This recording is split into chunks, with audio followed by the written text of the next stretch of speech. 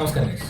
ഈ വീഡിയോ 2 പാർട്ടായിട്ടാണ് വരുന്നത്. നിങ്ങൾ സപ്പോർട്ട് ചെയ്താൽ മാത്രം, ഫോളോ ചെയ്ത് ലൈക്ക് ചെയ്താൽ ഇതിന്റെ സെക്കൻഡ് പാർട്ട് വരും. നിങ്ങൾ ഈ താഴെ കണ്ടുകൊണ്ടിരിക്കുന്നത് മണിപ്പൂരാണ്. നിങ്ങൾ ആദ്യം വിചാരിക്കുന്നത് ഇസ്രായേലിൽ അല്ലെങ്കിൽ ഇറാൻ തമ്മിൽ യുദ്ധമാണ്. അല്ല, മണിപ്പൂരാണ്. മണിപ്പൂരിലെ സ്ത്രീകളാണ് ഈ അനുഭവിച്ചിരിക്കുന്നത്. മണിപ്പൂരിലെ സ്ത്രീകൾ. എന്തേ മോദി ഗവൺമെന്റിനെ നോക്കാൻ പറ്റില്ല? മോദി ഗവൺമെന്റിന് ആളുകളില്ല. എന്തുകൊണ്ട് ഇവർ ഈ സ്ത്രീകൾക്കെതിരെ കണ്ണടയ്ക്കുന്നു? എന്തുകൊണ്ട്?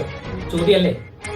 ഇത് നമ്മുടെ നാട്ടിലെ സംഘിണികൾ, അതായത് കേരളത്തിലുള്ള സംഘിണികൾക്ക് പറഞ്ഞാൽ മനസ്സിലാവില്ല. അവരനുഭവിക്കുന്നില്ല, അവരനുഭവിച്ചിട്ടുമില്ല.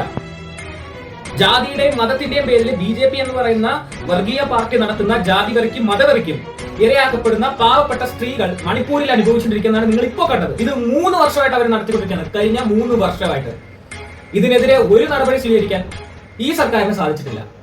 ഈ സ്ത്രീകൾക്ക് ന്യായപ്പെടുത്തുക, അതോ ഇവര് സ്ത്രീകളല്ല എന്നാണോ നിങ്ങൾ പറയുന്നത്?